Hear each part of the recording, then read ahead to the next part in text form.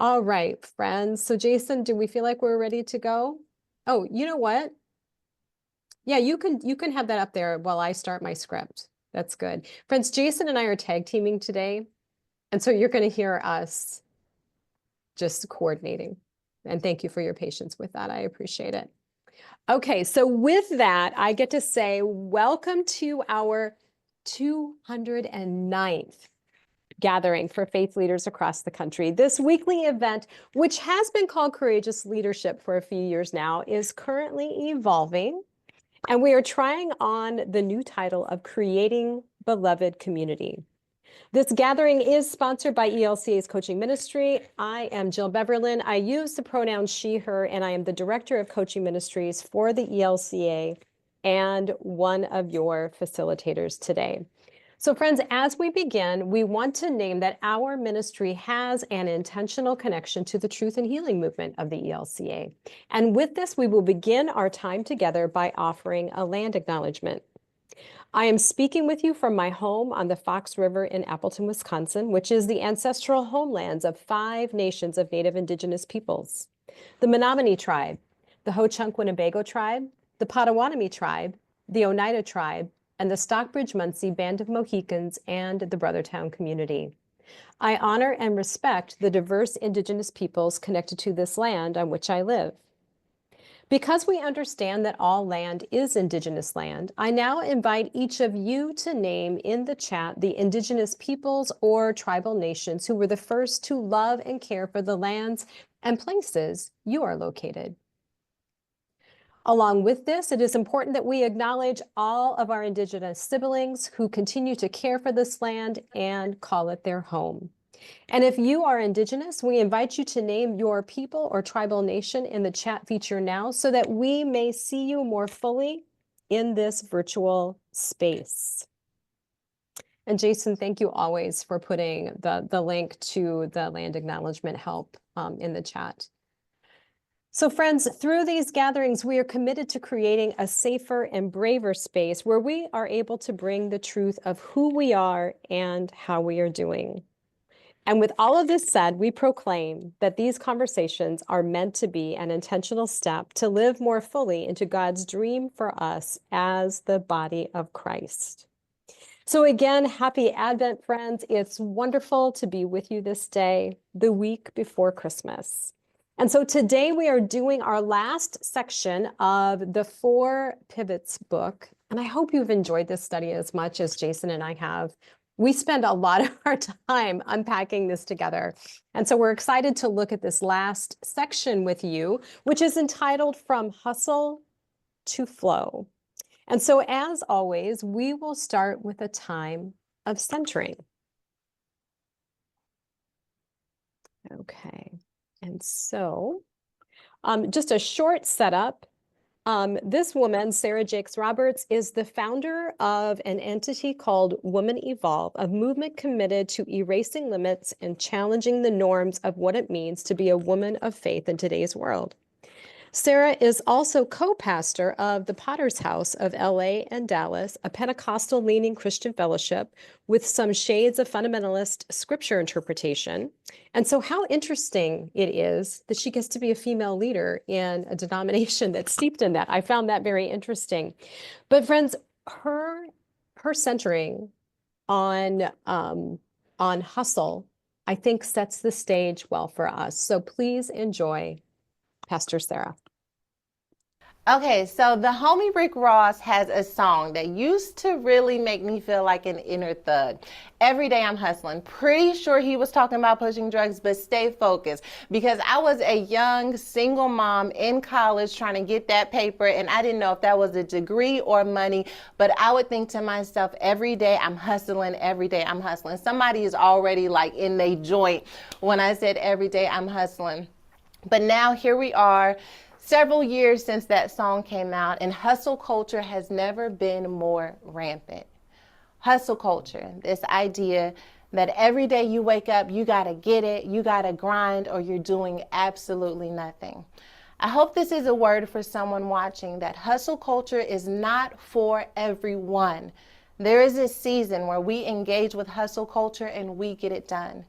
And then there are other moments where we have to ask ourselves, am I hustling, pursuing, and running after something that is no longer God's will for my life? This very thing happened with Pharaoh. Whenever we hear about Exodus and the children of Israel, we think to ourselves, there is no way that I could be Pharaoh.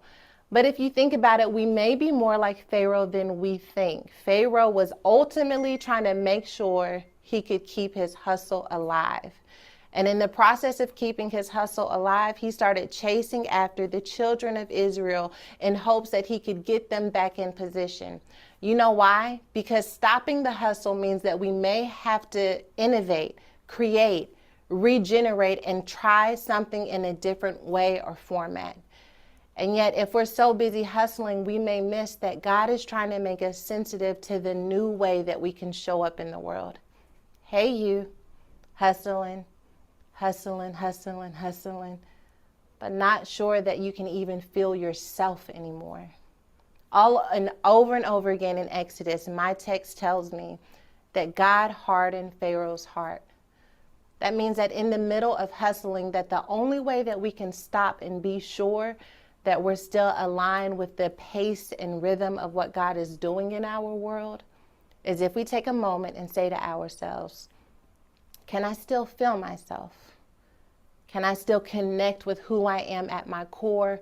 Or am I just obsessed with what I do? Hey, you. When's the last time you checked in with your heart? You're hustling, but is your heart hardened? You're hustling, but are you still sensitive to the way that you're running and whether or not you should be running at all? Pharaoh was so busy hustling that he hustled his way into the middle of the Red Sea and drowned. I don't want you to drown hustling. God has called us to have life and have it more abundantly, not to have hustle and hustle more abundantly. I think I'm trying to cancel hustle culture because I want you to be sensitive to what you need in any given season. So this is your charge to take a moment and breathe deeply and ask yourself, how am I doing really? And is this hustle still God's will for my life? Check in with yourself. You'll thank yourself for it later.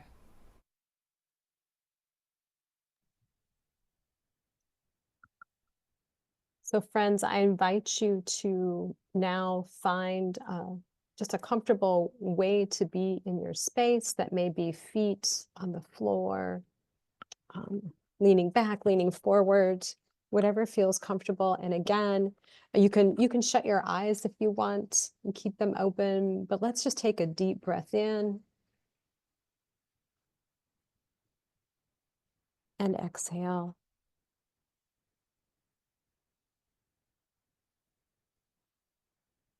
And one more breath.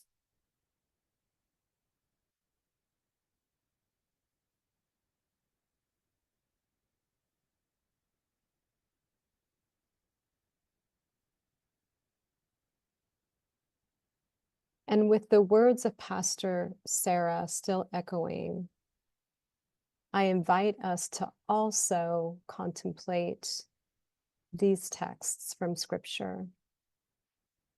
Be still and know that I am God. Of course, that's Psalm 46:10. And then the words of Jesus, come to me, all of you who are weary and carry heavy burdens, and I will give you rest. And so, friends, because we are practicing canceling hustle culture and being intentional about rest, we're going to take the next 2 minutes to contemplate again the words of Pastor Sarah, these verses, and whatever else Spirit brings to your heart through this music and maybe video, Jason? Yes, and video. Okay, so friends, enjoy these next 2 minutes.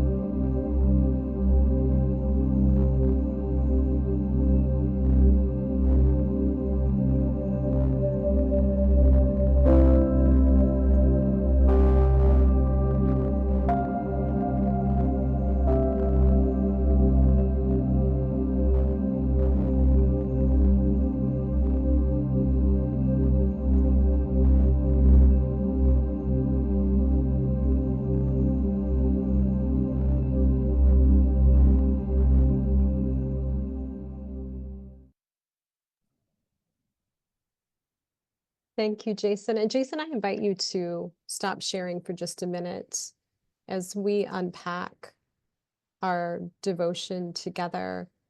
I'm so curious, friends. What was it like to check in with yourself?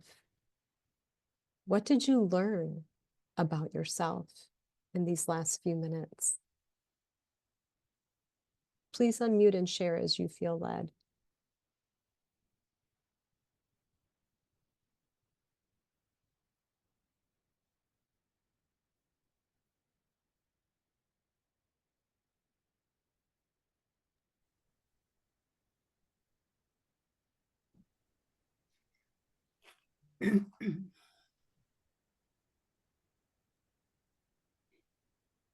It's in some ways for me, this was just sort of a continuation because I talked to my therapist this morning, and then to come here afterwards, having talked about you know how we need to do these kind of things.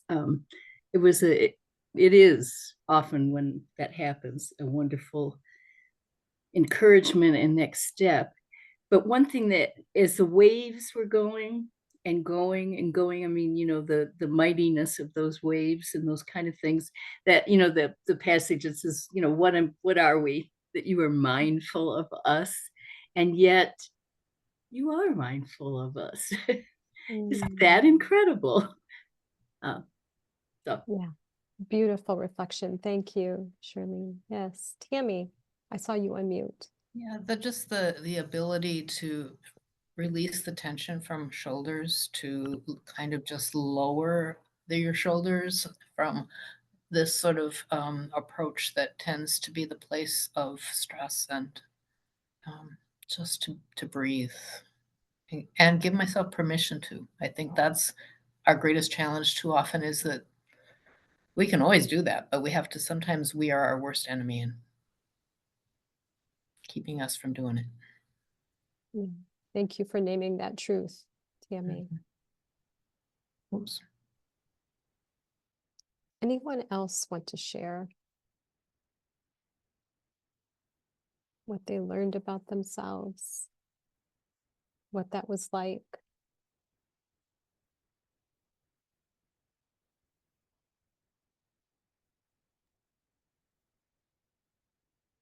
I just want to say thank you for the book.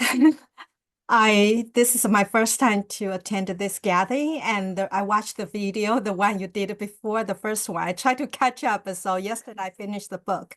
As I was reading about the rustling and resting, and I appreciate that chapter because I like to talk to myself. I like to just tell myself, okay, especially as I was reading the book yesterday, and also the exercise you did. As I was reading, I was able to rest, just thinking, I'm okay. I talk to myself. That's good thing. So, sometimes you think it's not good to talk to yourself too much, but I like to talk to myself, evaluate myself. But the waves, it's just interesting. I just visited my hometown, Taiwan, and it's an island. And I just visit a site where I could cross from the land to the island with a huge bridge. And on that bridge, I took videos of waves similar to the one Jason just shared. But it brings different feeling. Here, I couldn't hear the sound. Just to see the wave is pretty calming. But in reality, the waves were pretty scary when I was on top of the bridge. Seeing the waves from the top of this, just right above the waves and the winds and the sound, it's so different. So yes, as I was watching that, okay, this is much calming, different angle, different environment. But I think resting is, everyone is just so different, no? It's just, I think my conclusion is just everyone is different, depending on where you are. The things might give you different meaning and remind you something differently. Oh, excellent reflection, Jade. And just like scripture, right? You can pick it up one day and it says something specific to you, and the next day you engage it and it can be completely different. That's one of the things that I appreciate most about this space is the intentionality of welcoming people no matter where they're at. Yeah, yeah. I was confessing to Jason and Tammy that, friends, I've been a snit the last couple days. I've been feeling a lot of anger about things, and that's so unusual for me. That's not a typical space that my heart goes to. And I discovered one thing that I named to them, this anger toward institutional injustice, the institutional oppression. And I've just been seeing that it's been revealed to me in some very specific ways, and in places really close to me that have really sparked my anger. But the other thing that I realized just now in this reflection time is that on Monday night, when I was on my way to a vestry meeting with the Episcopal Church that I attend, I also live near a lot of water, and we've had some very cold weather, and it's of course created some ice cover. And one of the things that happens in our geographic space is that as soon as there's ice, people start ice fishing. And that's scary enough for me, but then people drive their cars out on the ice.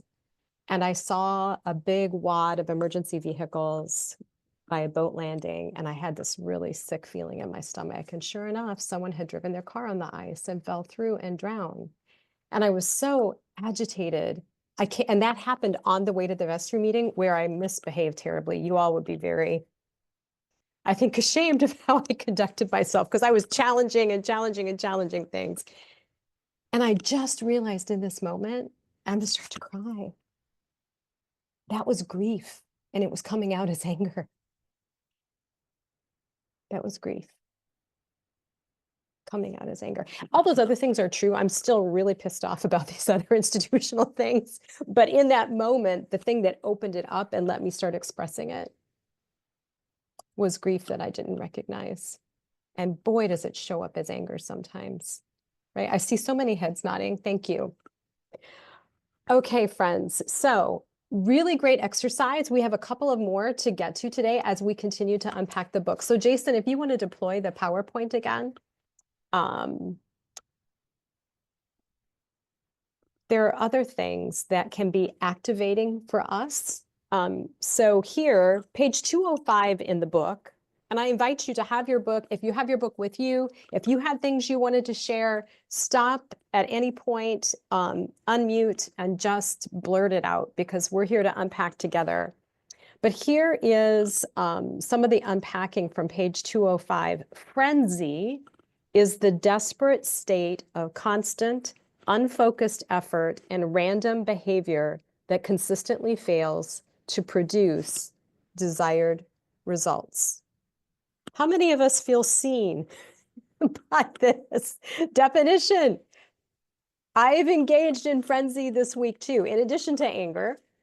I don't know about any of you. And even so, I almost feel badly having this particular visual up after such a beautiful time of reflection, because I don't know about you all, but like my heart rate is up. I feel, you can hear it in my voice. I'm kind of ramped up. I won't start yelling at any of you, I promise. But isn't it amazing how even just that visual can make you get kind of frenzied? Yeah. And so this realization that to some extent, our society has an addiction to this, right? It's like a compulsive disease, invisible to us, but it threatens our well-being and makes us and the people around us miserable. So the other thing I will say is that it's not lost on me that while creating this PowerPoint yesterday, because things have been so crazy, it was last minute that I was throwing my thoughts together into the PowerPoint. I had skipped 2 meals, was eating pizza rolls that were cold while trying to listen to my husband, who was unpacking a medical thing with me. And as he was talking, and I was shoving pizza rolls in my mouth, and I was stealing glances at the clock and at the PowerPoint, because I was trying to slyly like move images over to it and think, maybe he won't notice that I'm doing that. And I was trying to get all of this done before 4 o'clock so I could race to a dance recital to see my beautiful niece do her ballet piece. Can anyone relate to moments like that in the last 24 hours? Please. Yeah. What are some of your frenzy stories? Not that we're trying to run to one up, but I think it's important to confess, right? Confess. Does anyone else want to confess a frenzy?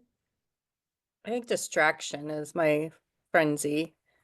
I know this was not right now, but I broke my wrist because I was on a step stool putting up lights for Halloween and was looking at something else while stepping down from it. I was thinking about two things at the same time.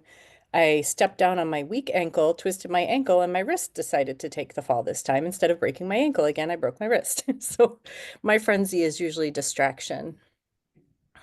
Oh, wow, Steph. Okay. Thank you for sharing and blessings on your healing. Any other frenzy stories?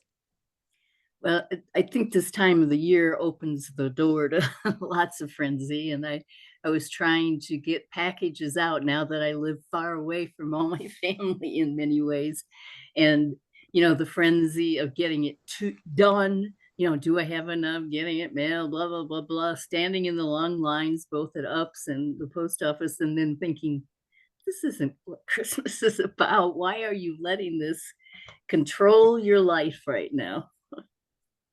I think you've just named a truth for a lot of people across the country. Yes. And maybe a lot of people in this space.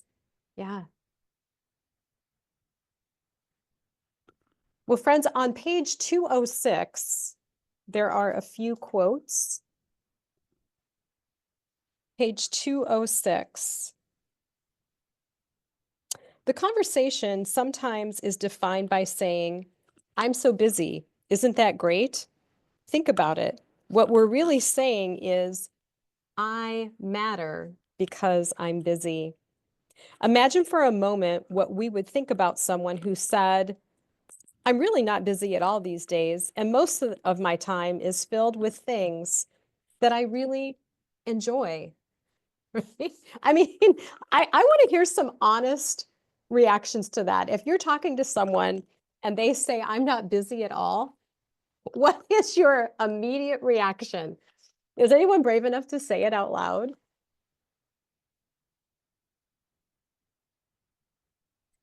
I did recently. Yeah, say I more, said, Jane. I'm not really busy because whole household, everyone is so busy except me, actually. So actually, I define maybe I'm lazy. Before I finish the last chapter, the 10th, the today's requirement, I said that first. Oh, maybe I am just becoming so lazy. Am I lazy? But I still have a lot of things to do, but not as busy as everyone around me. Every time I need to make appointment, everybody just, oh, I'm so busy. Let me see if I can make it. But I just, am I the only one who is not?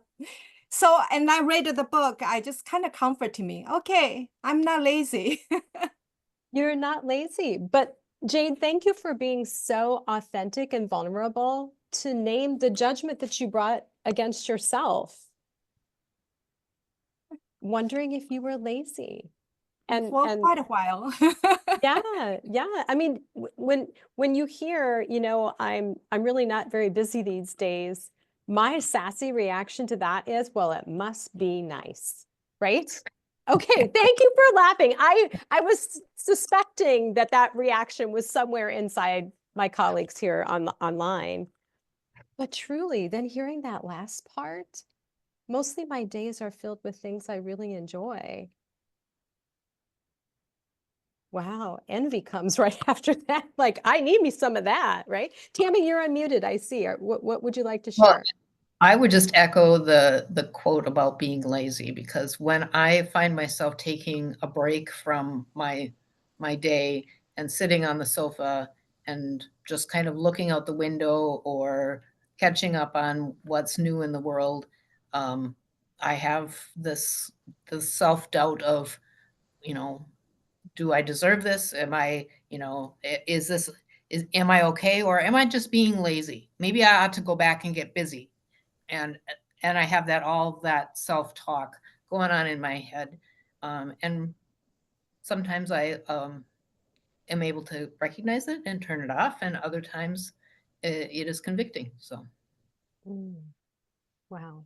Yes, Persida, please. I think that not only the word lazy comes up, but for me, the word, am I selfish?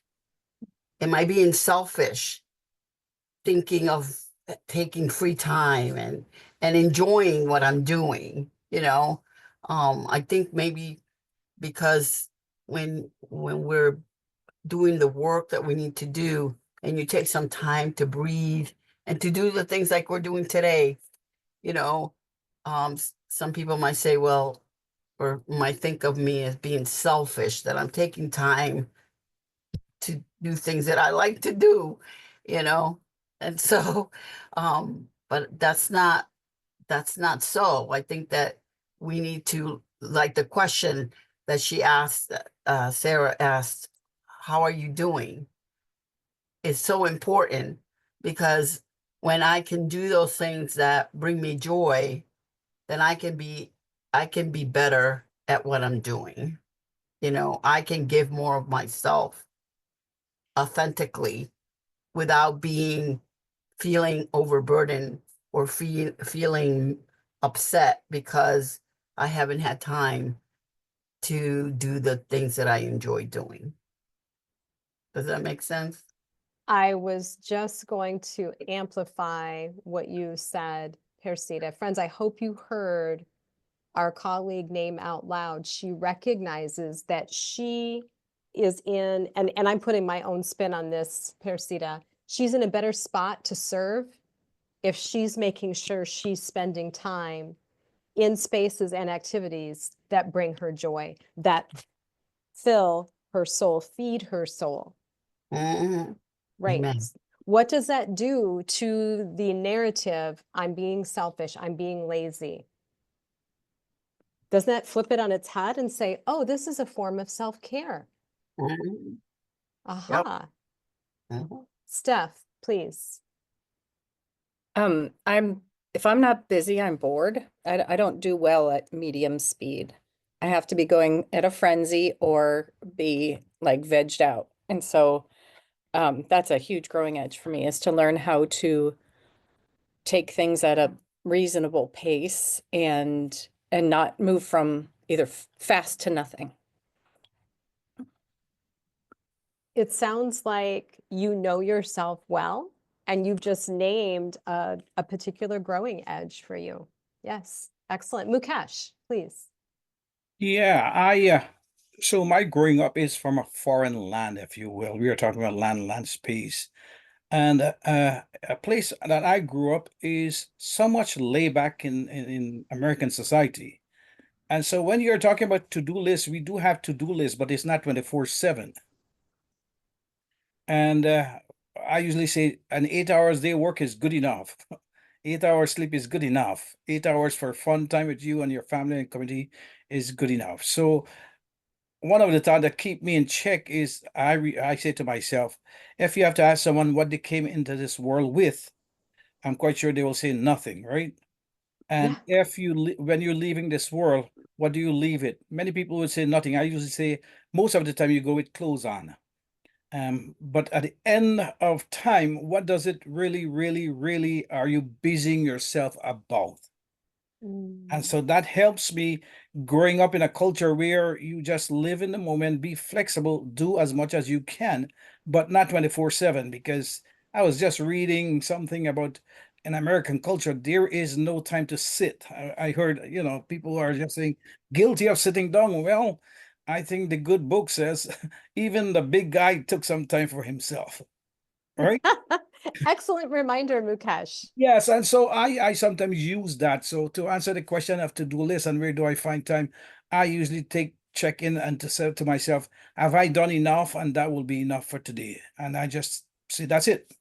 Now, mind Mm. you, as pastors, you do have emergency things happen, but even then, I purposely take time if I do spend extra time in whatever I need to do. So I thought I share that.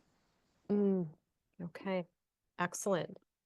Thank you for that reflection as well. So friends, this takes us to page 207 and this quote, to-do lists are a symbol of modern capitalist culture guiding our daily behaviors. Yeah. And so the question that the book lifts up is, do we equate the value of a human to the length of their to-do list? And I think we need to just think about this in our heads and think about just now what we've been unpacking. And there's something insidious buried in this. Page 208 takes us to one of the most dangerous consequences of a capitalist culture is the deep sense of emptiness, isolation, and inadequacy it creates among all of us. And then on page 209, the only way to pivot away from our addiction to frenzy is to first recognize the impact frenzy has on our joy, meaning, and human connectedness. And I think that our friends that just unmuted and shared each reflected a piece of these quotes to us. Yeah. But Jason, on the next screen, please. The other thing that this reflects is our connection to white supremacy culture.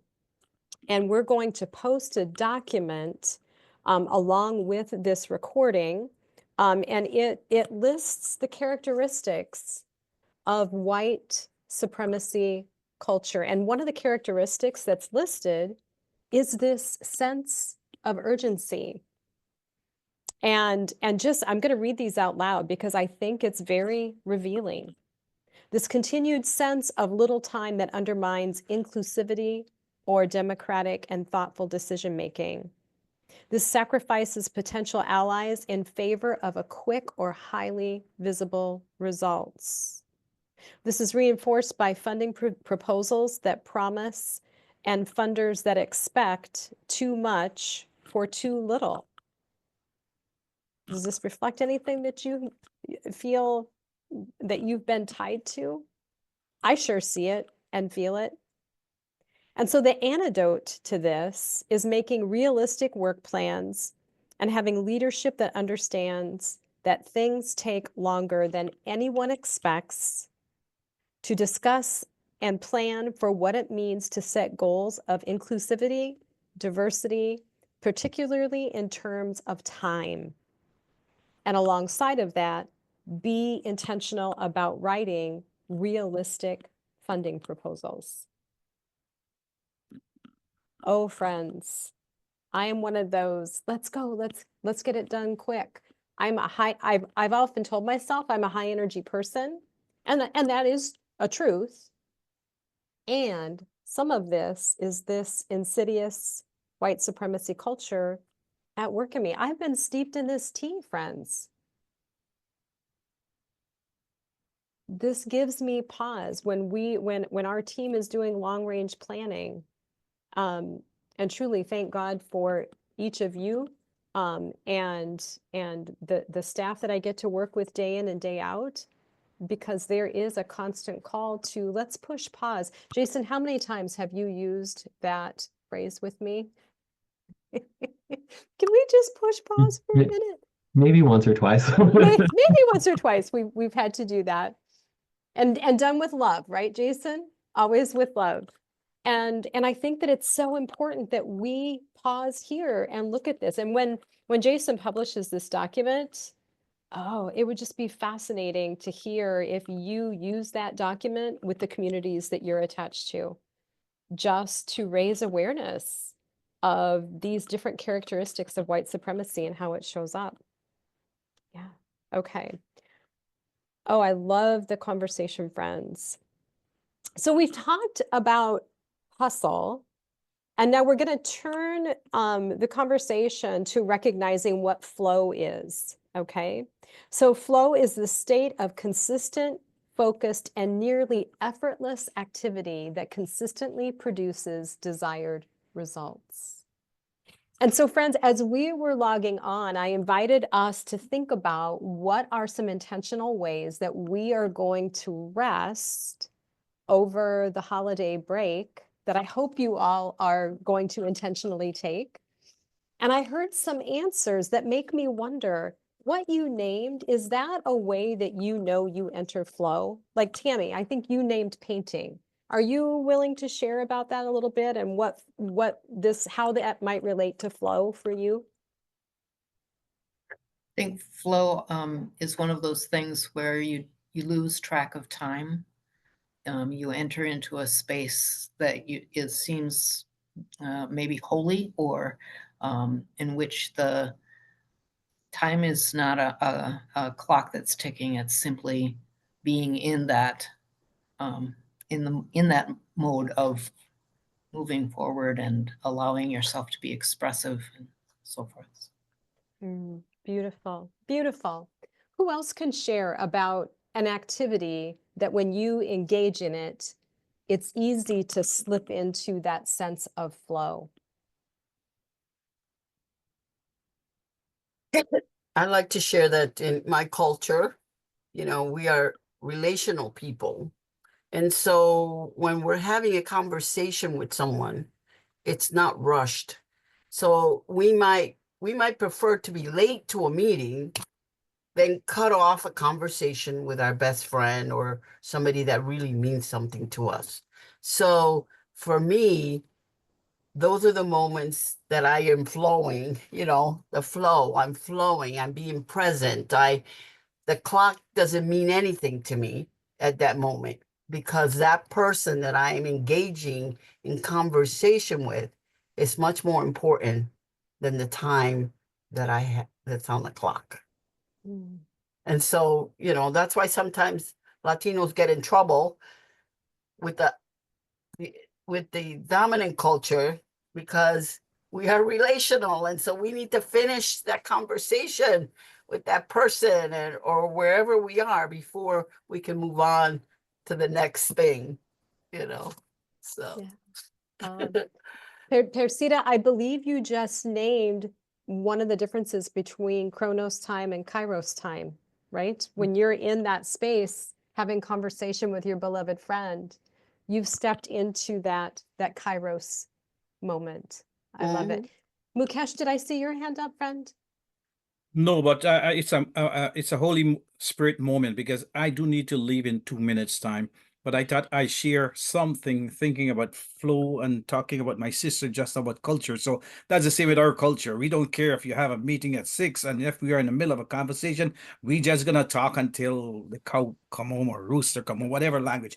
But here's what I would like to share before I leave, as I think about what we talked about the slide just before that again, because we are programmed in this capitalist, be on top, and this is how we get there. And in my view, we value by the amount of what we have our own in this culture, drives you to don't care for anybody else but yourself to get on top, in my view. But this is what I want to share. It is from the book Journeying in the Wilderness. Some of you guys may know of it. Journeying in the Wilderness, Forming Faith in the 21st Century by Terry Martinson Elton. And she says this: whenever our focus moves off God and embracing God's love, it is time to return to the basic and recalibrate. Let me say that again. Whenever our focus moves off of God and embracing God's love, it is time to return to the basics and recalibrate. Recalibrating often entails time in the wilderness. And so I thought I share that as you're talking and about flow, flow, just go with the flow, if you will. And make sure you stream with that guide. Thank you again for your time. Blessed Advent, and I will say Merry and Happy and Blessed Christmas to all. Thank you, Until next Mukesh. time. Same to I'm you. sorry, I have to go because I have to take my daughter to her work. Bye. Okay, excellent, excellent. Thank you, friend. And Bye. Mukesh set us up very well. The book, as you know, if you were able to read to the end, does talk about wilderness. And with that, what is our next? Slide. Yeah, our next Before we do slide. that, actually, do you mind if I share the next sentence from what you have, Jill? Because he repeats it like 3 or 4 times throughout Please, that next please do. section. Yes. Flow is the state of awareness that is free of judgment, doubt, fear, and confusion, and is guided by a sense of effortless certainty. I just love that further explanation. And I think he repeats it like 3 or 4 more times through the rest of the chapter. So I just like it's hit me. So I bookmarked that for myself to go back to like, what am I looking for as far as what is this going to feel like? Like, sort of what's my aim? Yeah. And just hearing you all describe this, it's holy space that we enter. That flow, it's holy space. So on 211, friends, this is how it really starts to turn toward pivot, right? So in the middle of the page on 211, the more we practice flow, the greater possibility there is for social change. And so the book goes on to talk about in social change, there are always 3 types of actors. So there are firefighters, builders, and architects. Firefighters are the necessary first responders who do the important work of addressing harm and injustice in our institutions. And so firefighters can easily slip into frenzy because they have to race to get there, right? They are in the midst of that initial response to hurt and harm that's happening. Builders, on the other hand, and this is moving to 212, are those social change actors who construct alternative institutions, policies, and laws that are fair and inclusive. Right? So it is necessary to have firefighters. We need people that are willing to step into the frenzy and help address and interrupt the hurt and the harm that is happening. But if we only have firefighters, the institutional system that's driving the hurt and harm never stops, right? So builders come in and work on those policies and laws, right? And then there are the architects, and this is in the middle of page 212. Architects generally take a bird's eye view of things and have the opportunity to learn from folks on the front lines, gain knowledge from studying the issue, and produce a set of ideas that integrate both. And so one of the gifts that the architects in social change bring is helping to foresee, as we are creating something new, how do we stop repeating the same mistakes of building systems that are perpetuating hurt and harm, right? So I hope you can see that if you relate, and Steph, you're at the top of my grid right now, and I'm wondering, do you identify yourself as a firefighter? I mean, just how you described yourself, maybe in some moments, and maybe we can see parts of builder and architect and firefighter in each of, that we each see a piece of that in us. You can be one or the other depending on the situation that you're in, but it takes all 3 in order to create a healthier, beloved community. And I think it's important to name that. Okay, so we had a couple of opportunities for us to practice things.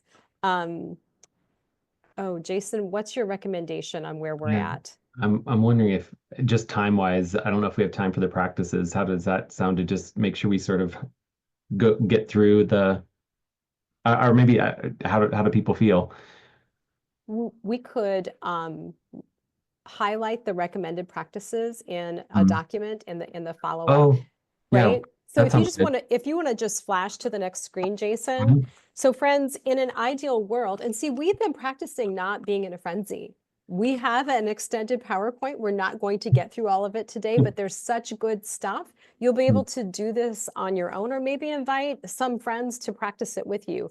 On pages 214 and 215, this activity, I think, is stellar. Taking an inventory of our week and figuring out which ones make us miserable and which ones are most enjoyable.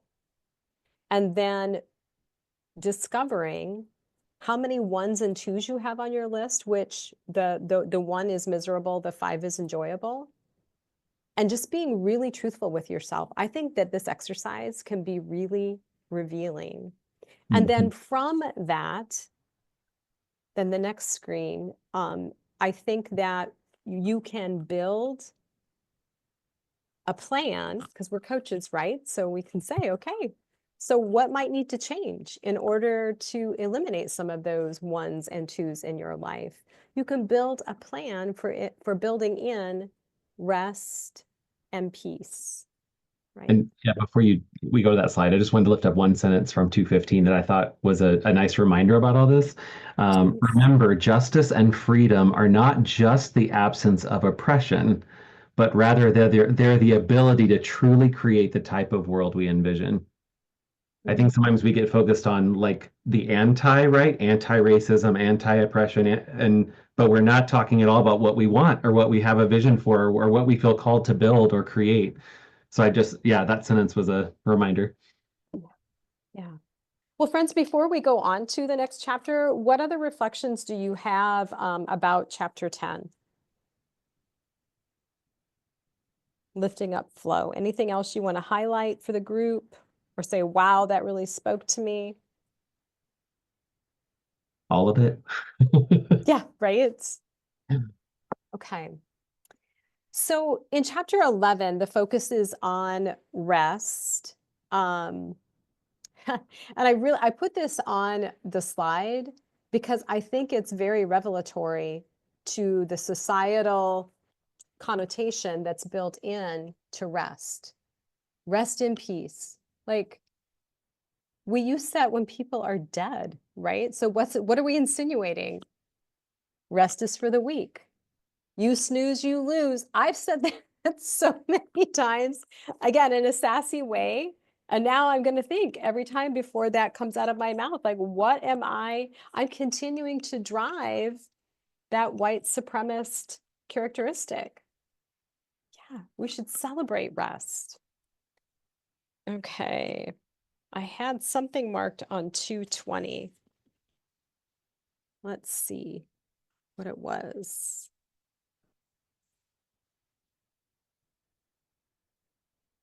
Okay, yes. So 220, it reinforces that the aspect of rest being weak is deeply rooted in white supremacist Western culture.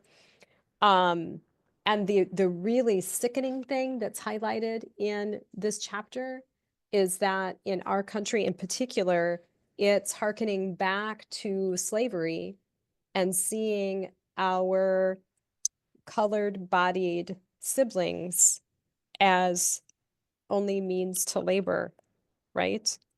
They were viewed through this lens and not seen as worthy of rest. And I think that it's important for us to name that out loud and to think about, again, the root of where some of these thoughts and some of these sayings come from. It's part of our intentionality of participating in dismantling institutional racism. And again, probably at least once a month, Jason, we have conversation about words that we're using and want to review. Like, we want to make sure that we're catching it as much as we're able to and say, are we using phrases and language or images that are sending messages that we don't intend, right? That we're perpetuating something that is going against our values? Yeah. Okay. Page 223. Oh, yes. And so rest inequality, right? I mean, how many of us, and maybe some of us in this space, have to work more than one job just to make ends meet, right? Just to make sure that the family's fed, that you can pay your mortgage or your rent, keep the lights on, keep gas in your car. That's probably more true for our siblings that are living in historically marginalized spaces. Rest in equality. Who can afford to take time off? That's a real thing. It's beyond just your ability, your physical ability to get a good night's sleep, right? On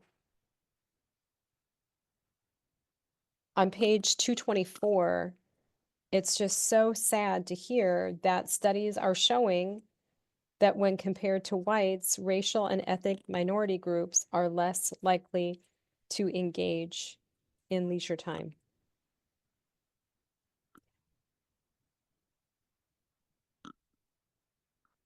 Okay. We are going to go to the next screen because I think this is a really good thing to end on. So the country of Bhutan is lifted up as being one of the first countries to think about, you know, we lift up what the gross national product is. They lift up the gross national happiness indicator, right? I really appreciate it.